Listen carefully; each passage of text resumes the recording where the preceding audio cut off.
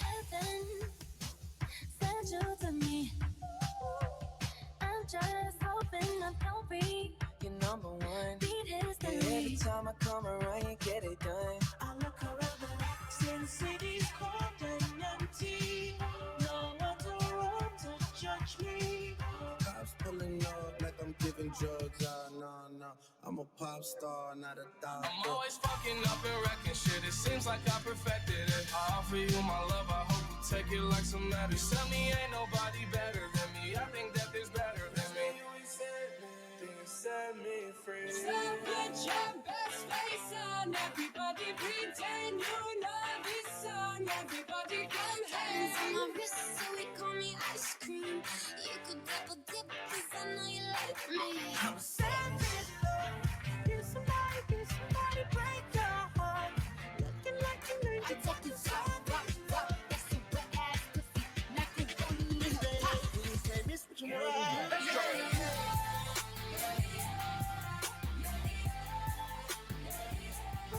We having the goods outside. We're fitting it out. You letting the scouts outside. We running the scouts. I'm a savage.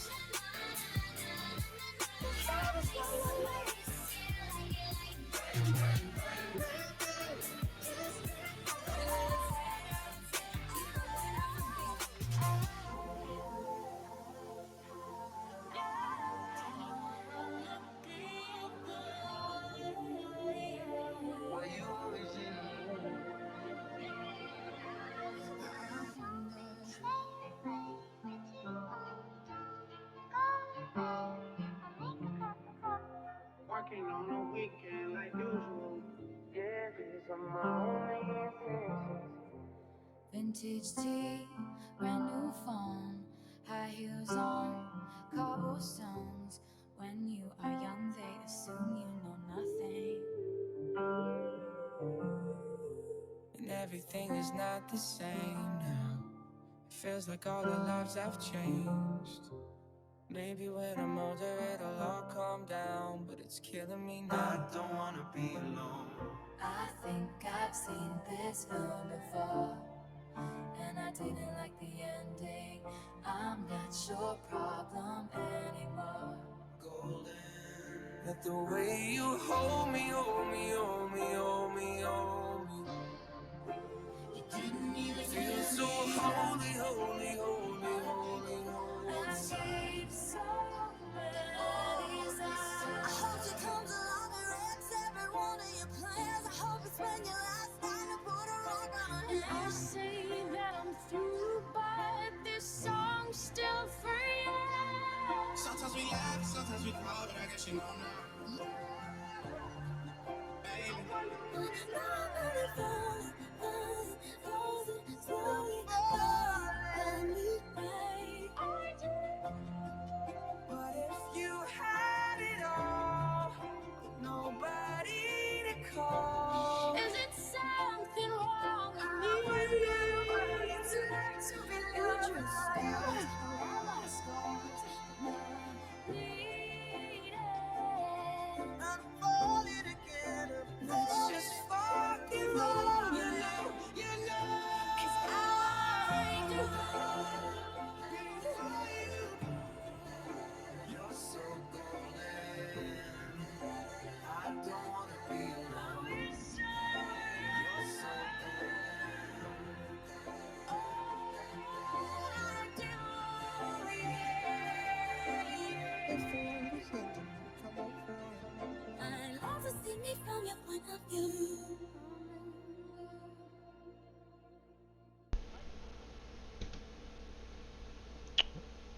Okay. Let's see. Oh, what up? What up? Alright. Whoops. Let's get this going. Welcome if anybody's out there actually watching. What's going on? What a day. What a night. I'm ready. I'm not ready. I'm stressed, but this is great. So this is going to be kind of a combination of what I think is going to happen, what I think should happen. We'll kick it off with some information, some facts, so you can at least learn something today. The first ever draft was in 1936, and the number one overall pick was Jay Berwanger from the University of Chicago. He didn't actually end up signing and ever playing because the Philadelphia Eagles that drafted him wanted $1,000 per game. They wouldn't give that to him, so then they traded him to the Bears, and they also wouldn't give him the amount of money he wanted, so he ended up becoming a foam rubber salesman. That is true. So, there you go. Jay Berwanger. Good trivia fact there for you. Okay. Trevor Lawrence obviously is going one. He's been the number one pick for this draft, like, for the last 3 years. He's been penciled in as the number one guy. Good for Jacksonville, get their future quarterback. They need a ton of talent. They have another first-round pick, luckily, from the Rams, I think, from Jalen Ramsey trade, so they will hopefully work on giving some weapons to Trevor later, or building up that defense. We'll see. We'll see where we go with that. Also, the Jets have pretty much penciled in Zach Wilson for the last few months. Ever since his pro day, it's basically been, yeah, the Jets have made their guy. So this is where the draft actually really gets going and started. And there's a lot of mixed opinions. I think even in the 49ers front office, there's a lot of mixed opinions on where they should go, who is the guy.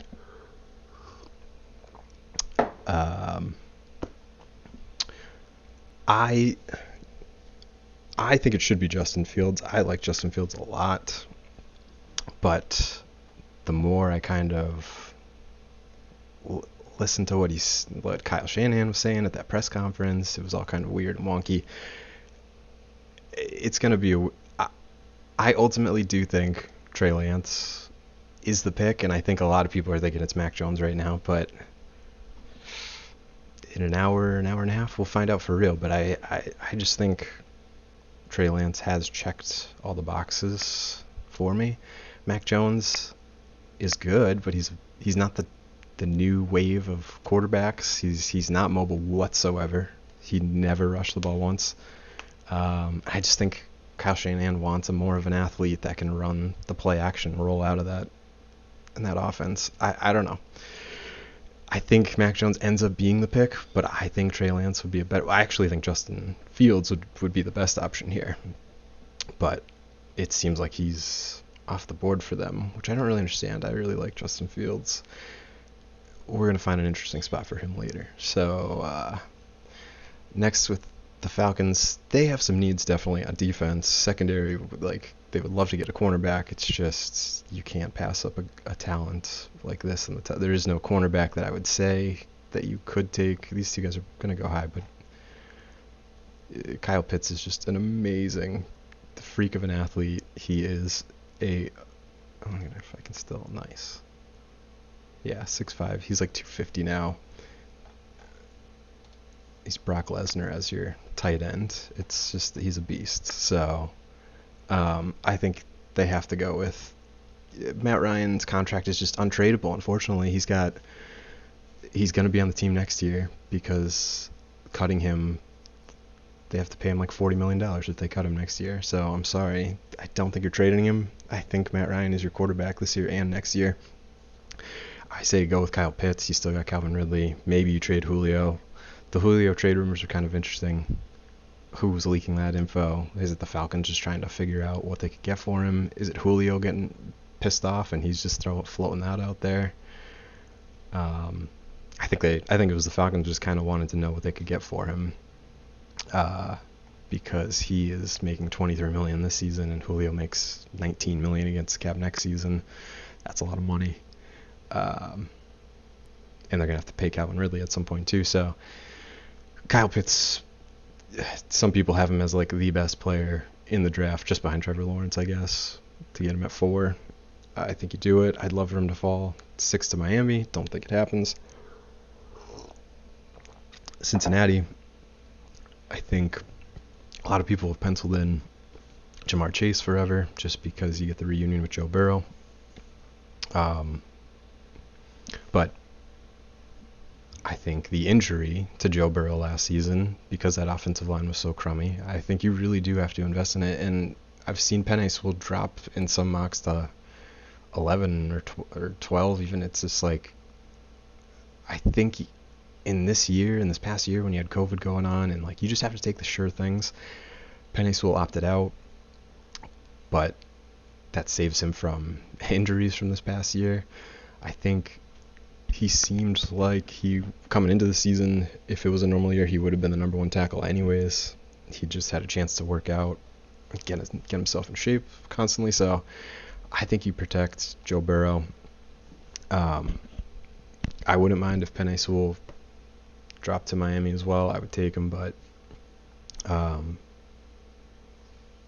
just think I think they have to protect Joe Burrow. He proved that he was a pretty damn good quarterback last year before the injury. So, of course, you want weapons. Like Jamar Chase is amazing for a wide receiver, but I think this draft has so many wide receivers. There's so many intriguing guys in the second and third round. You already have T. Higgins, who played pretty well as a rookie last year, and Tyler Boyd, Joe Mixon being the running back there. So you have some weapons. I think you got to protect the investment of Joe Burrow. I think you have to go offensive line. I know they have Jonah Williams, the left tackle. They signed Riley Reif to play right tackle. Penei Sewell might be better than both of them. And if he isn't, he plays guard. He upgrades them at guard and beefs up that offensive line. And eventually he shifts to the right or left tackle. He's, the most likely best left tackle in this draft. I think you make that investment, and I think you take a receiver in the second or third round because there's just so many good guys that are still going to be out there. Miami, I think you go with the Jamar Chase here. I think if Kyle Pitts is there, I think you go with Kyle Pitts. Jamar Chase was electric when he was with Joe Burrow in 2019. He also was an opt-out, but he's just a freak of an athlete. He's just got the body type of an ex-receiver. Like, he can play the outside. You put him outside with Devontae Parker, Jamar Chase, get Gesicki as the tight end. You've got options for your slot and fourth receiver with Jakeem Grant if he comes back from the injury, and Preston Williams. I think you take Jamar Chase, and then they're so depleted at wide receiver, Miami. I definitely could see them making another wide receiver pick later in this draft, because again, there's so many guys that I like late for the wide receiver that you can probably steal in the third and fourth round. And I think too, if Jamar Chase were to go to Cincinnati, you take Penei Sewell, then you upgrade Miami's offensive line, because with the news today of Aaron Rodgers not being happy, which isn't really a breaking story. He hasn't been happy at least for a year, since around this time when Jordan Love was when he was drafted last season. So Miami is trying to set themselves up. I wouldn't be shocked if Pitts and Sewell were off the board. I could even see Miami trading down a second time if someone was that quarterback deprived. The Lions don't seem like the team that would want to trade up for a quarterback, although it's a new coach. Maybe he wants to make a splash, get his guy. But Jared Goff, with his contract, he's going to be there for the next 2 years, unfortunately. Carolina just made the move for Sam Darnold. They're probably not looking to really trade up hardcore for Miami to really drop down. Denver, maybe. Bridgewater doesn't fix much for them. Bridgewater and Drew Lock is not a fun...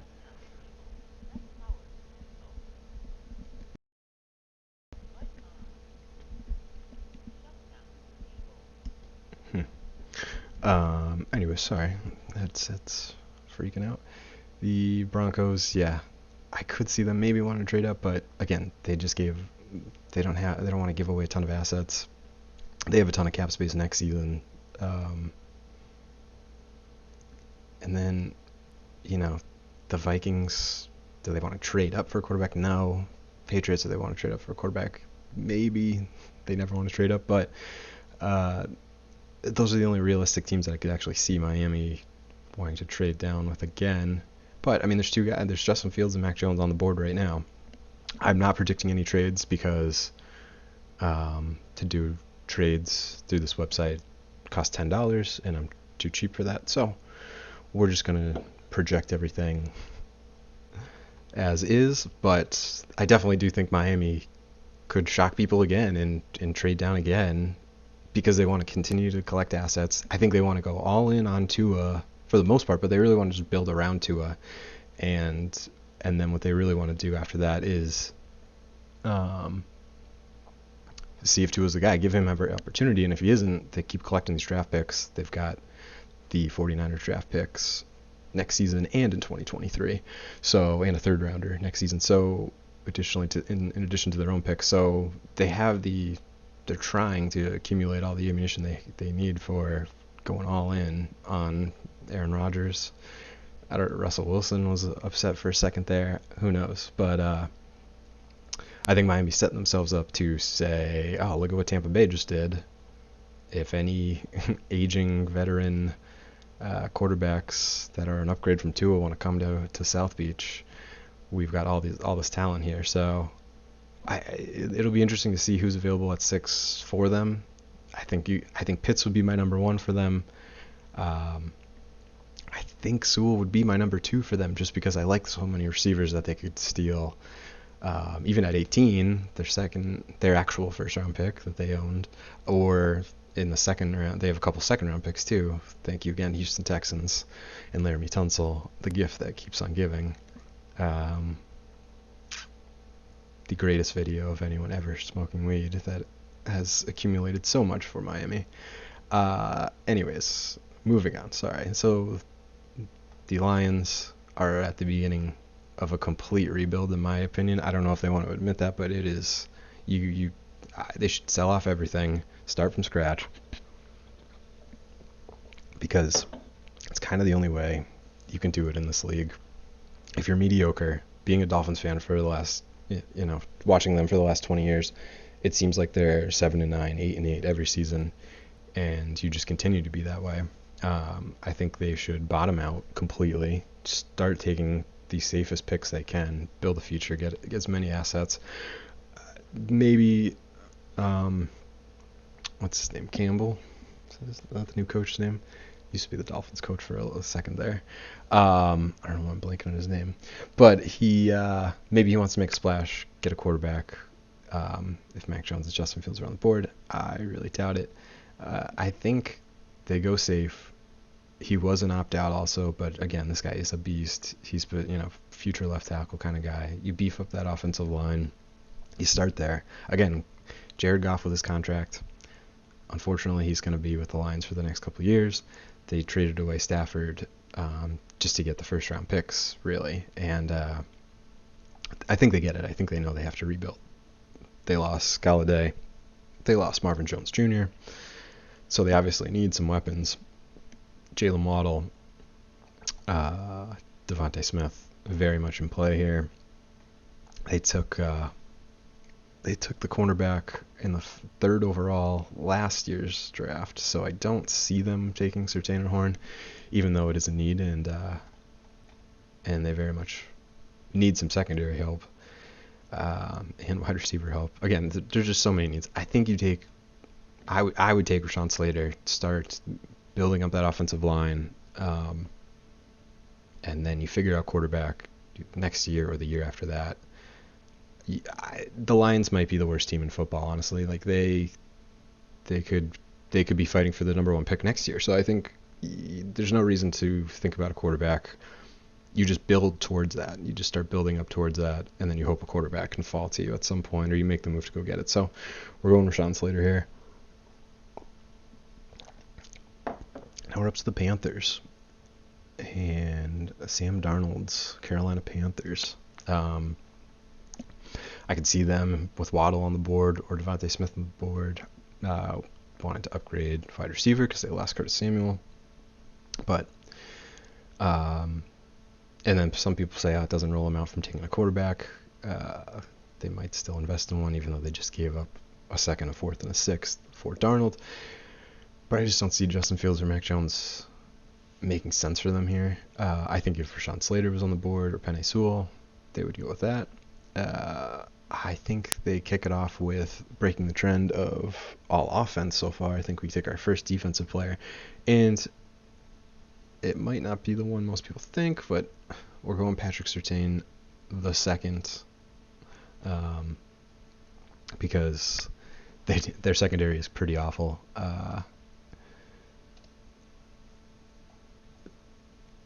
AJ Bouye is suspended. I don't know how long he's suspended for, but I mean, that's just, I'm sorry, but I don't know who Miles Hatfield is. Dante Jackson, so they obviously need an upgrade there. Patrick Surtain he's a legit starter from day one. You hope, at least, but you throw him out there. He's very good. I think, and you continue to trend for Carolina with all defensive players. In 2020 draft, I forgot how many picks they had. 8. I think they had 8 picks, all on defense. So why not? Let's just go 9 straight picks on defense for them. They'll start to try to help Darnold, I think, in the second round. But yeah, defense wins championships. So you guys start building that up. Here's another intriguing spot. So I think Patrick Surtain definitely could be in play for the Broncos at 9 if he was on the board. I definitely think J.C. Horn makes a lot of sense as well. I think he's a very good cornerback. He's got good hands. Breaking up passes. Didn't have a ton. I think he only had 2 interceptions in his career, but he plays the ball very well. I still think, though, it depends on how teams view this guy. I think this guy, with the guy I'm going to draft for them, has a lot of red flags. The talent is there. He's got the body, the type that you would think, but there's so many red flags with this guy. He opted out last year. He was expelled from his middle school or high school for yelling like gun, someone has a gun or something like that. There was a potential lawsuit with he punched one of his teammates and he was suing him. There's just so many things off the field. If you clear him off the field, I get it, but I think he over pursues sometimes. You got to put him in the right situation, and I think this could be the right situation. He learns from Von Miller, and Bradley Chubb's on the other end. You put this guy in the middle of those two guys on the Denver's 3-4 defense, he could be pretty amazing there. To me, all the red flags from Michael Parsons I've seen as going as high as like 6 or 7 in some mock drafts. I would not be drafting him until like the second round maybe, or this very late first. He would worry the shit out of me that he would just off the field do something stupid. It seems like a head case. So prove me wrong, Micah Parsons. But to me, he seems like the guy who would be like, he has the most talent but the biggest bust potential, because he just seems like a loose cannon. And you see it every year. You see, there was Isaiah Wynn last year. Tennessee Titans took him in the first round, and after a year they were already trading him away. He came to Miami for like a day, and they had to release him because he was there's crazy every single year there's somebody that's a head case they have so much talent and they blow it. So Micah Parsons, you're that guy this year. Prove me wrong. I hope you have a good career, but it just seems like there's a lot of baggage. So then the Dallas Cowboys are hoping and praying a cornerback will fall to them. They seem like a team that could trade down, actually, especially if Horn is gone as well. Like if Surtain and Horn were both gone. I ended up giving them J.C. Horn just because I think they really need to improve that secondary. Their offense seems pretty set if Dak comes back healthy. So I think they work on the defense. Offensive line definitely is a worry, which is kind of crazy because only a couple of years ago they had arguably the best offensive line in football. But guys get older, get injured, so I definitely do think offensive line would be in play. If Rashawn Slater was there, Penei Sewell were to fall to 10, even Christian Darrisaw, who was very good, but I think they're so depleted at corner that they the need is there, so they go for it. And then because of that, the Giants luck out in getting a receiver that definitely should go top 10. He falls all the way to 11, but I give him Jalen Waddle. And maybe it's an embarrassment of riches when you already signed Kenny Golladay in the offseason. You had Sterling Shepard, you have Evan Ingram. You're hoping Saquon Barkley comes back healthy. But, I mean, Waddle, add that guy out there. That's an incredible offense. If Golladay was injured a lot last year, so he's not a sure thing. Evan Ingram seems to be injured every other day. So there's no sure things on that offense. I would add Jalen Waddle, and you're adding a guy who missed half of last season because of an ankle injury, but I still think you take the chance with Jalen Waddle, and then it gives you a chance to really see if you have the right quarterback. So Daniel Jones, the guy can make some moves out there. I don't know if he's the guy, but you had Golladay, you had Jalen Waddle. There's no excuses. Giants were, that division is terrible, but they were only a game or two away from making the playoffs. So that defense, I like their defense a lot. And maybe adding to the offense is too much. Maybe they should be adding another piece on the defense. Jalen Phillips if you want. But again, that just seems too early and too much of a risk. I like the Jalen Waddle pick here. And I think the Eagles also would love if Jalen Waddle fell to them. But he doesn't in this scenario. But they're still, out of the top 3 receivers, you still got DeVonta Smith. I think they ultimately sprint to the podium to turn this card in if he's available, because they need a receiver. I know they took Jalen Reagor. Was it Jalen Reagor? First round last season.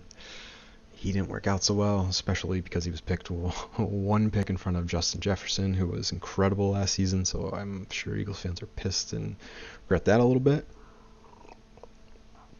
But you double down because you got nobody. I mean, I'm sorry. I had such high hopes for J.J. Arcega-Whiteside because he's like 6'4", 6'5", and there was literally nobody else on the team, and they still couldn't get him the ball. So they need a guy to get open.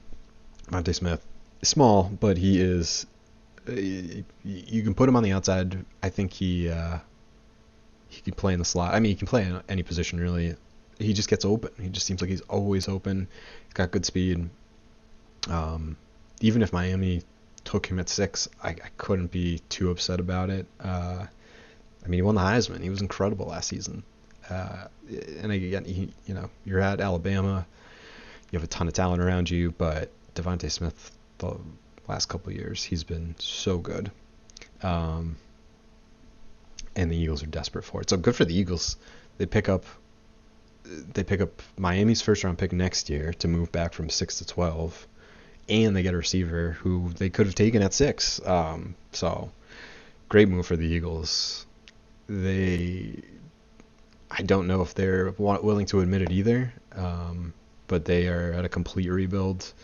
Traded away Carson Wentz, Jalen Hurts. Is he the guy? Who knows? And that I don't think he's put in a position to succeed whatsoever. So unfortunately for him, we're never really going to know. Given DeVonta Smith helps, but I think the Eagles should be, kind of building things back up. Their offensive line's getting much, much older.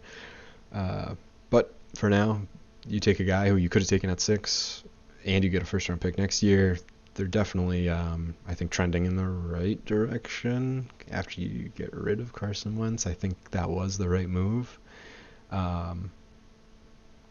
and I think they're going to get a pretty good package. I think I got like a second round that can turn into a first, or was it a third that can turn into a second?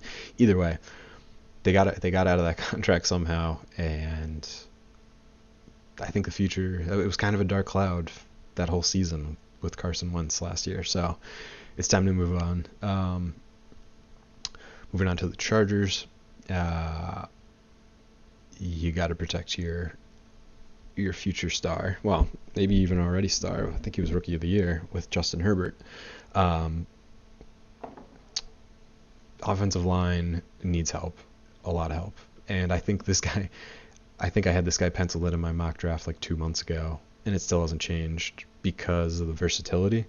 Alijah Vera-Tucker played last season at USC at left tackle, and he could play that position, but I think every draft expert seems to be projecting him as a guard ultimately.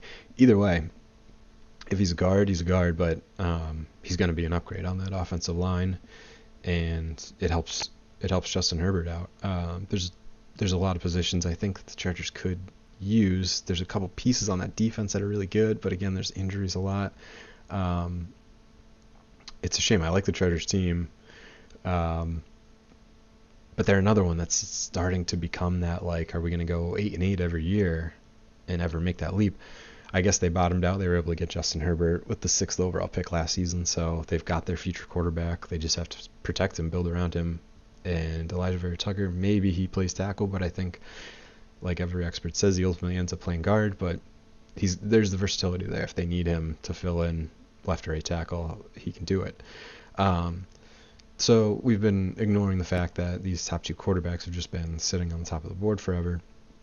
I do think if Justin Fields, I can't say Mac Jones. I really do think Mac Jones is going to fall. Maybe he goes 3rd overall to the Niners tonight, but I think Mac Jones is just, there's some limitations with him, and the way that the modern current NFL quarterback seems to be, you look at the best guys, and Mac Jones is not Tom Brady. Maybe he can be close to it, but Tom Brady's the exception to the rule of you need some mobility. Tom's really good in the pocket, but he's never going to run the ball, and I think all these quarterbacks nowadays seem to be able to run the ball, so I think that really hurts Mac Jones. Having said that, Justin Fields, not that he's going to constantly run the ball, but he can make plays like Cam Newton can make plays, it seems like. He just seems like he has that type of body where he's just strong enough where he can hold up against guys, against the rush. He can run out and scramble for 10, 15 yards if the pocket breaks down. He just seems like he has that ability. And I know you're saying, why are you talking about quarterback so much when the Vikings are on the board? They have Kirk Cousins. They don't need a quarterback. Well, they have Kirk Cousins, so they kind of do need a quarterback. And Kirk Cousins, no matter what, this is his last season.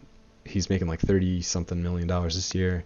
There's no way Minnesota wants to keep paying Kirk Cousins $30+ million a year. I think by midseason, maybe they make the jump, but I honestly think there's a good chance the Minnesota Vikings take a quarterback. And maybe I'm jumping the gun here. Maybe I think if the offensive line, Christian Darrisaw, Alijah Vera-Tucker was on the board, I could definitely see them going that route and investing in more of a project quarterback in the 2nd or 3rd round. Some people love Kyle Trask. Some people love Davis Miles out of Stanford. I really love Kellen Mond. I think Kellen Mond out of Texas A&M, it could be a really good quarterback. I'd love Miami to get him if he could fall to like the 3rd round or something like that. Pick 81, I think we have. Love to grab him late because I think he has a lot of good potential. I think he has a lot of Dak Prescott, his kind of game. But I just think Justin Fields could be a top 10 top 5 kind of quarterback. I think he definitely could be better than almost anyone in this class. Trevor Lawrence he has all the makings to be the best, but I still love Justin Fields. He seems like the guy that I like pound the table for, that I would really want on my team. So I give him a year. It's a completely different change of quarterback from Kirk Cousins, but I think maybe I'm putting Justin Fields there too because I think a team should have already traded up to go get him. I do think that's a possibility. I don't know if Oakland seems like a weird one because it doesn't seem like they're super committed to Derek Carr, even though that contract is rough. Washington at 19, you got Ryan Fitzpatrick. Love that move, but he is like 60 now, 67 years old, and he's gonna retire at the end of this year, very likely. Maybe they trade up the Bears. Maybe, of course, the Bears want to upgrade a quarterback because Andy Dalton is not going to be the answer. But again, I don't think they want to give up assets, and I'm just saying teams that have a chance to trade up if a guy like Justin Fields falls. Same with even Pittsburgh. I mean, Roethlisberger wasn't great last year. They started off 11-0 or something like that, but that team had so many flaws, couldn't run the ball. I don't know if they want to put assets in, and I don't know if a team would want to drop that far down to 24. It would have to be a really lucrative trade package, but I think the Steelers, too, definitely a team that could look to trade up, but I just don't think they would come up this significantly high. So, Vikings, Justin Fields, let's do it. And now, again, a lot of people have penciled in Mac Jones to be a Patriot. And the Patriots have a lot of options for quarterback, actually, believe it or not. I think Cam Newton will be the guy. Even if the Patriots were to trade up for a quarterback, I still think Cam Newton gets the start of this year. And, it's tough for Cam because he had a weird year. He's coming into a new team with COVID, so there's no offseason. He looked pretty good the first couple of weeks. He beat Miami week 1, so I remember that. And he looked sprightly then. He ended up getting COVID. His receiving core was pretty awful. The offense as a whole was pretty awful. And they still went 7-9. We're a couple plays away from making the playoffs still, which is incredible. So Belichick still did a pretty awesome job considering the lack of talent. They went nuts in free agency this year, spent like crazy, and I kind of get it. It's totally the opposite of what the Patriots do, but I think they looked at it and said, we're spending everything this year. We're not going to spend any money next year. And they knew they were getting all their compensatory picks this year. That's why they have an extra 3rd round pick for losing Brady. They played it well, and next season, I doubt they'll spend anything in free agency. They'll let guys go. They'll let Stephon Gilmore, I think Dante Hightower are free agents. I'm sure there's a couple more other guys. Let them go. They'll collect compensatory picks the year after that. It's just the Patriot way. I do think they're in the market for a quarterback. If Mac Jones were to fall here, Bill Belichick and Nick Saban are best buds. I think he's Saban's going to tell Bill everything he needs to know about Mac Jones to make the decision. I just think there are other positions that they can invest in. I do think that they look into quarterback at some point for the Patriots, but if I were them, I would take this guy is my favorite guy, I think, in the whole draft. I take Kwity Paye out of Michigan. Kid is a stud. He's going to play likely defensive end in the Patriots 3-4 defense. You put him out there, but what's nice about him is he has the versatility. It says he's only 277 pounds, but he could beef up a little bit and play that nose tackle position because he did it at Michigan occasionally. But he's just so good off the edge. You put him. Yeah, Winovich has been a mixed bag, but I think you add Kwity Paye to that defensive front for the Patriots, and they would just know how to use him. It would kill me. I would love him to fall to Miami at 18 here. I just don't think it happens. I think he is just such a he's my favorite, I think, guy in the whole draft. He just is so good getting after the pass rusher. If you wanna be, he's my dog. He's my guy. He is who I've loved watching highlights of him at Michigan. His story is crazy. He grew up in the slums of Providence, Rhode Island. His poor mom had to escape like civil war in Liberia like multiple times. They're lucky to be alive. So I'm betting on that kid. He wherever he goes, seems like an awesome kid. Seems like such a talent. Love for him to come to Miami. Really hope he falls. Doubt it happens. Patriots, to me, would steal one of the best players, that they'd be able to get him at 15. But again, they're likely to trade down because they always do. But this could be the year they trade up. Maybe they love Justin Fields and they want to move up to 7, 8, 9, somewhere in that vicinity, and just do the complete opposite. They already spent a ton of money in free agency. Maybe go complete bizarro Patriots and trade up this year. Love to see it. All right, 16. We're halfway there. I'll start to wrap this up a little bit quicker because I'm just rambling now. The Cardinals. Okay, so Patrick Peterson gone. They were ready to move on from him, seemed like. So cornerback becomes a huge need for them. They signed Malcolm Butler, I believe, in the offseason.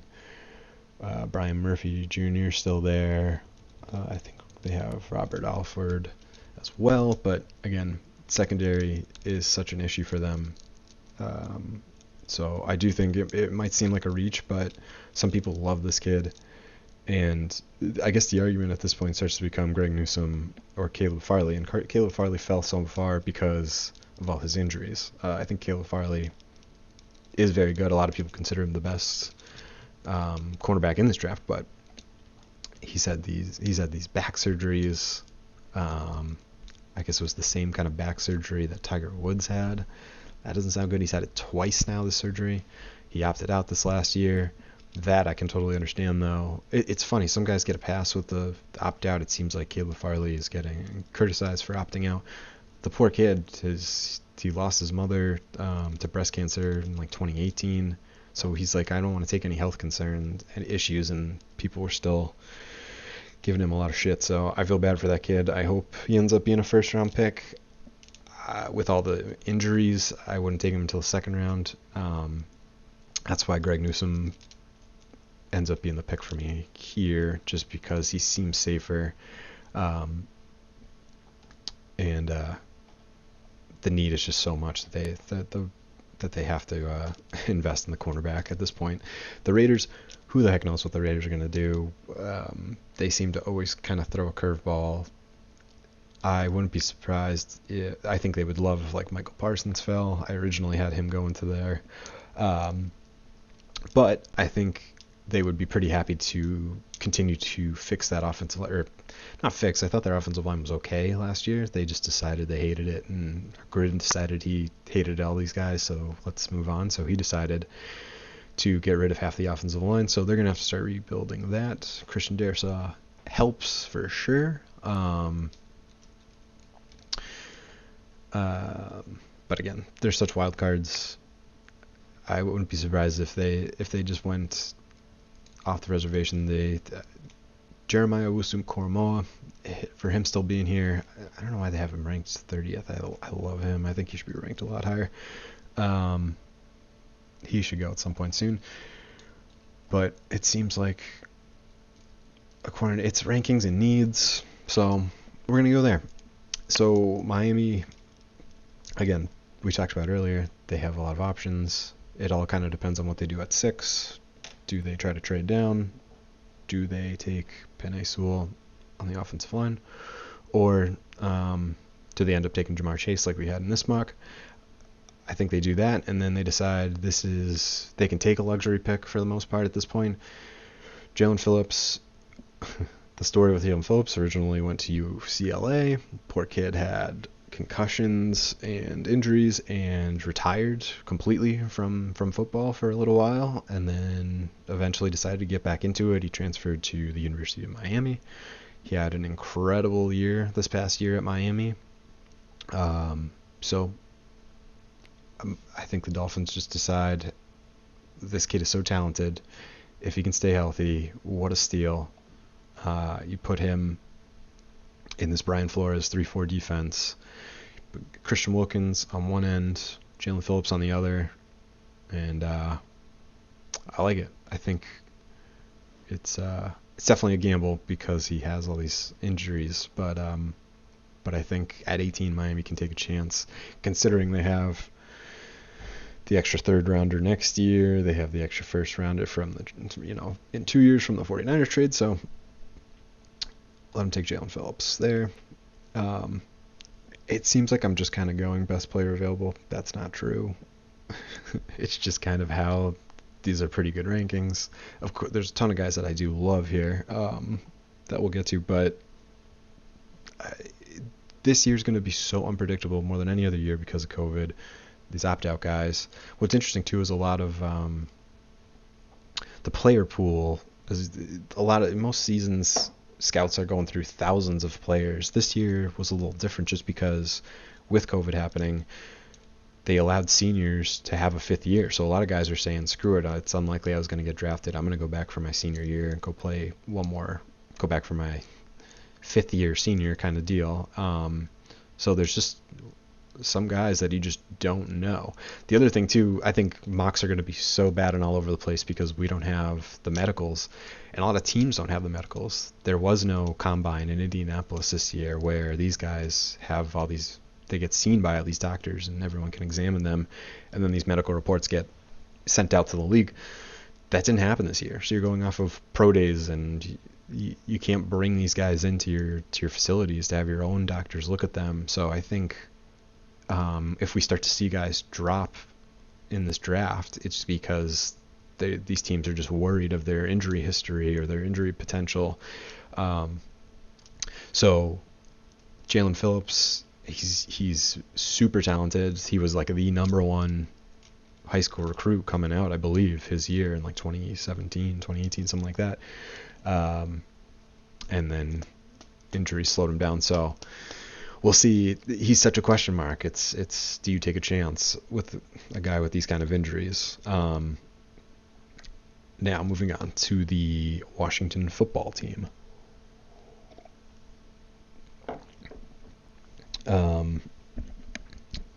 I really wish they had just called themselves the Washington Team of Football, so then everyone could have called them the WTF. But the WFT, like I was saying earlier, got Ryan Fitzpatrick, got Tyler Heineke. So, yeah, that's not a very good quarterback room. And I think if Mac Jones were to fall all the way to 19, I could definitely see them taking him here. Obviously, there's, Jamin Davis out of Kentucky was awesome. Owusu Koromoa, awesome linebackers. Love those guys. But I just think Fitzpatrick for years, the last few years, he can't be trusted. He might be good for 2 or 3 weeks. He might be awful for 2 or 3 weeks. I think you give a guy Mac Jones, you sit him for a year or most of the year, and I think he ends up being a pretty good, backup, and then eventual starter. Maybe they go, linebacker is such a need, offensive tackle. I could definitely see that, but Mac Jones is still on the board here at 19. I think some team likely would trade up earlier to go get him. But then you start to look at it and you say, who else needs a quarterback and who's willing to give up assets to go get a quarterback?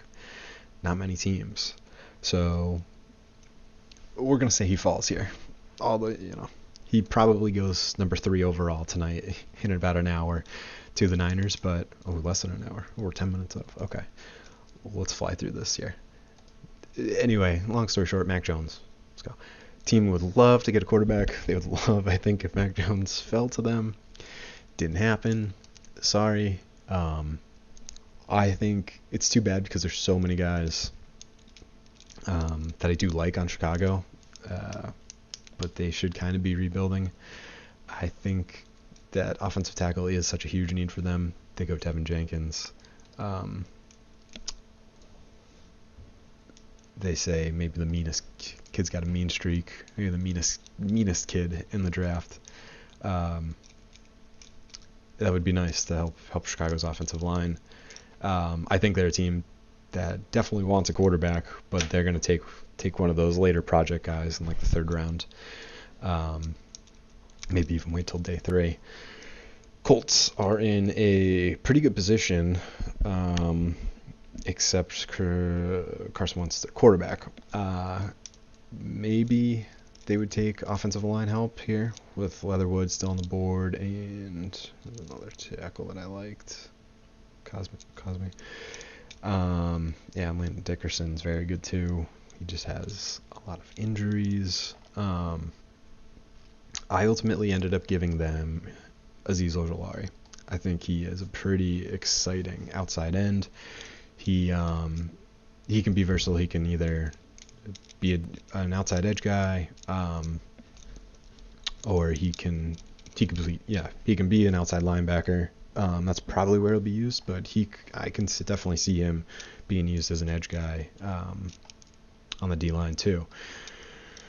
We'll see. The Colts have some options, and the offensive line might be more pressing, but I just think Ojulari is a really talented guy. I think it'd be nice value to get him. And again, maybe 21's too early for him, but I really liked him. He really helps that Georgia defense. We go to 22. The Titans, they're an interesting team. They spent a ton of money on Bud Dupree. I think losing Corey Davis, even though he wasn't the superstar that they were hoping he was going to be in Tennessee when they drafted him 5th overall a couple of years ago, losing him is still definitely going to hurt, and I think they really should try to get Tannehill another weapon for A.J. Brown. They lost, in addition to Corey Davis, they lost Jonnu Smith as well. So I think giving them a playmaker would really help. And this kid, Elijah Moore, is such an interesting prospect. Likely a slot guy because he's so tiny at 5'9", but boy, he is strong. He is really strong. He uses his body really well to shield off guys, even though he's 5'9". He just seems like he's always separating from these guys. He's that quick and twitchy. He had two of my favorite plays right here with Elijah Moore. Oh my goodness, Elijah Moore wide open. And the clipboard flip. And it's such a huge play, being down 4 in the 4th quarter. Unfortunately, the celebration by Lane Kiffin. Hands are it's so great. Ball is not even out of his quarterback's hands. He starts at the 38. He loses the clipboard at the 47. And he sprints all the way down out of the headset to the 26 in a fist pump. So you go from the good, but then you go to the bad. And this play, Elijah Moore, excellent play. It's just, is this after the play, is this gonna hurt his draft stock because of this? It's the 4th quarter, 3rd and goal, 9 seconds left in the game. Need a touchdown to tie to go to overtime. What do? You go to your number 1 playmaker. Oof, what a shot. Holds onto the ball. Unbelievable. Ole Miss. Just touchdown. They're just an extra point away from tying up this game, but then... Oh, can't do that. Ref doesn't like that. Oh, no. If this is excessive celebration. Comes over to the sideline. Coach is not happy. Sportsmanlike conduct foul. Oh. 8 on the offense. Oh. That penalty will be enforced 15 yards on the kickoff. We'll have the try. It was not imposed on the kickoff. It ends up being imposed. Love the New World Order belt. Except, no big deal. So in college, they still kick from the 3-yard line.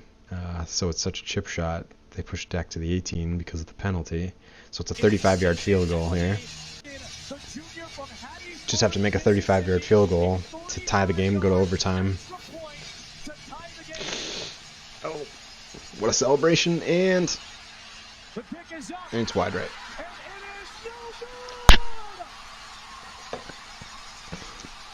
So, Elijah Moore, saved the game and lost the game all in the same play, kind of somehow. Crazy.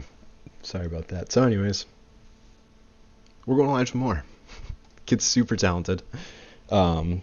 He can just make dumb mistakes like that sometimes. So let's see if he gets his act together in Tennessee, or wherever he ends up going. Jets now back up on the clock. So now, similar to like Miami with the Jalen Phillips pick, you worry about the injuries, but because it's your second first-round pick, I believe you're willing to take a chance, and the Jets really need some cornerback help. I like their safeties.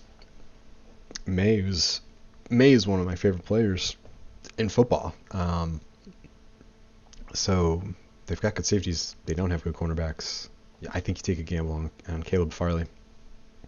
He's got the injuries, but if he stays healthy, a lot of people had him as the best cornerback, and if you're able to get the best cornerback at the end of the first round like that, I think you sign. I think they're pretty okay with that. Steelers can go in another number of directions.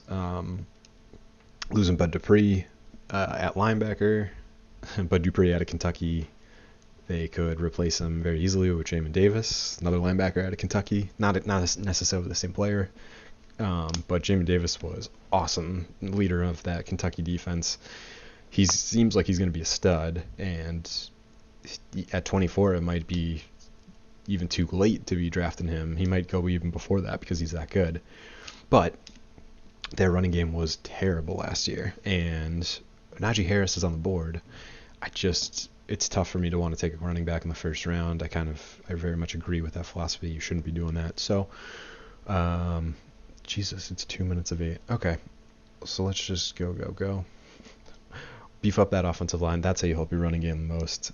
Fix the offensive line. Seems like they've moved on from Alejandro Villanueva. So you get Alex Leatherwood. Kid's a beast with the glasses. I love it. He could definitely do that. So we got Trevor Lawrence was the Jaguars' first pick. This time around, let's let them focus on some defense. I think you take the best safety overall and mark it down. He's only safety that could go in the first round, but I do think he does go in the first round. Cleveland, Jadeveon Clowney signing was interesting. He wasn't really healthy last year. If he's healthy this year, boy oh boy, to have him and Myles Garrett would be unbelievable. And then to make it even more unbelievable, you had Christian Barmore up front, and oh my God, that defense would be scary good. Christian Barmore is likely the only defensive tackle, inside defensive lineman, going in the first round. If he goes to Cleveland, I'd be terrified to be the opposing quarterback, having Jadeveon Clowney, Myles Garrett, and Christian Barmore. If Barmore can play like he played in the national championship, that defensive line is going to be one of the greatest we've ever seen, with Garrett and Clowney potentially. The Ravens now have 2 picks in the first round after trading Orlando Brown Jr. just a week or so ago. So with their first pick, I had them taking Jason Oweh. Where is he? At Penn State. I think he's a very good edge player. He did not, the thing you're going to hear on the drafts whenever he gets drafted is he did not have a sack last season, which is obviously a red flag for a defensive end. You want some sacks, but I think the talent is there. I think you add him into this Ravens defense, and I think he could be a very good playmaker for them. I'm losing my train of thought because it's 8 o'clock now and we got to wrap it up. I did not think this would take an hour. Saints, what did I say the Saints are going to do? Oh, yeah. I mean, the guy should be gone. I'd love him to go to 18 to Miami, but Jeremiah Owusu-Koramoah is probably my second favorite player in the draft, just behind Kwity Paye. But yeah, love him. They need some linebacker help big time. He has the ability to cover tight ends and running backs out of the backfield, and he can rush faster too if you need him. I really like this kid. Saints are another weird team. They're all invested in the quarterback already, but when you have 2 quarterbacks, you don't have one quarterback kind of deal. Like, I don't know if Jameis Winston or whatever that kid's name, the Hill, is Taysom Hill is gonna be the guys. So they definitely could take a quarterback at some point. Anyways, the Green Bay Packers next up is well, I guess they need a quarterback now, right? Because Aaron Rodgers is gone. No, they got Jordan Love from last year. I ultimately said you have to make Aaron Rodgers happy somehow right now because he's pissed. Rashad Bateman, sign me up. Love the watching the highlights of this kid. Wears number 13. Love that. He's a playmaker. Add him with Devontae Adams, and I think that is a very nice one too. Rashad Bateman is going to be a stud for somebody, whoever ends up drafting him. Bills, I do think, I said earlier, and I still agree with this, you shouldn't take a running back in the first round, but the Bills don't have a lot of needs, it seems like. They were a couple plays away. They literally were a Chad Henne miracle scramble and pass out of his ass to go to the playoffs somehow. They should have come back, almost won that game. Or was that Cleveland? I guess Cleveland should have been moving on. Buffalo almost beat the Chiefs. So I think you add this guy to your running game because they don't have a defined. I know they've been taking running backs, but Najee Harris just seems like the guy. Like if you are, if you're getting like a Derrick Henry with this pick, if Najee Harris gives you something close to that, unbelievable. Add that to the Bills. I think the Bills have been my favorite team draft-wise over the last couple of years. I've loved the moves that they've made. Built the offensive line, built the defensive line the right way. Was willing to trade their first-round pick to get Stephon Diggs. Worked out perfectly. I've been most impressed with them. They've been drafting very well, I think, for the last couple of years, and that's why they're competing, and they're going to be competing every year for the next couple of years, I believe, for the AFC Championship. So, Najee Harris, maybe it's a little early for a running back, but Buffalo just doesn't have a ton of needs. Add Najee Harris to that team. Love it. Baltimore now with their second first-round pick. I had them take Kadarius Toney. He seems to me like, I don't love Kadarius Toney. I think he should be a second-round guy, but he just kind of seems like he's so athletic, and he's just running all over the field. I think with Lamar Jackson scramble ability, Kadarius Toney can just get open at these random spots. I could just see big play potential constantly with Lamar Jackson just rolling out and finding Kadarius Toney on these broken plays. And I think they can do that after they take a defensive guy with their first pick. And then to wrap it all up, Super Bowl champion Tampa Bay Buccaneers. I really like this kid. I don't know if he ends up going in the first round, but Peyton Turner is a beast for Houston, and I know Houston isn't necessarily the big conference kind of team, but he just seems like you add him into that defensive line. A lot of the guys are aging and playing on one-year deals. Jason Pierre-Paul, Vita Vea, and Ndamukong Suh, all on one-year deals, I believe. So you add some defensive line help for the future. Peyton Turner, let's do it. Draft's complete, and this is it. You don't need Mel Kiper. You just saw where everyone's going to go. And I think I'm 32 for 32. Someone's going to screw it up with some trades, but yeah. Either way, don't hold this against me. I've been mocking since, forever. I mean, I've been in my 2014 mock draft. I nailed a 7th rounder. 100% going to hold it against you. Oh no, Beans. It's weird for me to call you Beans, but sorry I'm late. Hey, thanks for showing up. Or I don't know if this is gonna screw things up. I'm still so new to what do you mean? I don't know if that worked. Hey. Okay. Now what was I doing? Full screen, right? Oh. All right. Well, you made it just in time for the end. So yeah, draft starting right now, and this is it. You don't even have to watch the draft. I just did it all for you. So this is every pick that's going to happen over the next 4 hours.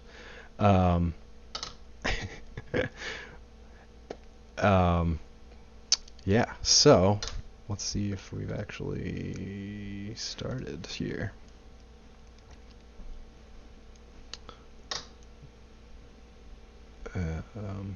Oh no, sign in, got it. What's happening? All channels. What is this filter? Well, anywho, ESPN's got to be here somewhere. What is this channel filter? There we go. Alright, we're watching commercials. Cool. Alright, well, thanks for tuning in, Beans. I appreciate it. And thanks for following me. And, yeah. Thanks. I've been just kind of like creeping on your streams a lot of times too, so it makes me want to. I've never downloaded that game before. Is it Shadow Warriors? SW, something like that. And then you got the other game going. Yeah, your stream's great. If anybody else is actually watching out there, I don't think so, but everyone should follow Beans. She's the best.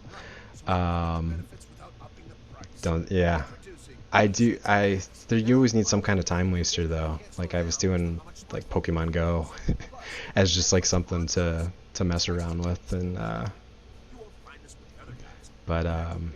yeah, and usually I don't do just chatting. Usually I'm playing games on here, but I wanted to do some mock draft because I love the draft, and it's probably super annoying to hear that in the background, but yeah, so are you streaming tonight by chance? I'll make sure to check it out. Not tonight, okay. Well, I will definitely check it out the next time. Hey, so thanks for stopping by. I'm sure you would have had the same mock draft as me, so yeah. Alright, well, thanks.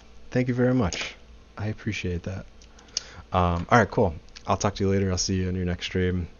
For everyone else, enjoy the draft. Thanks for checking it out. Alright, peace out.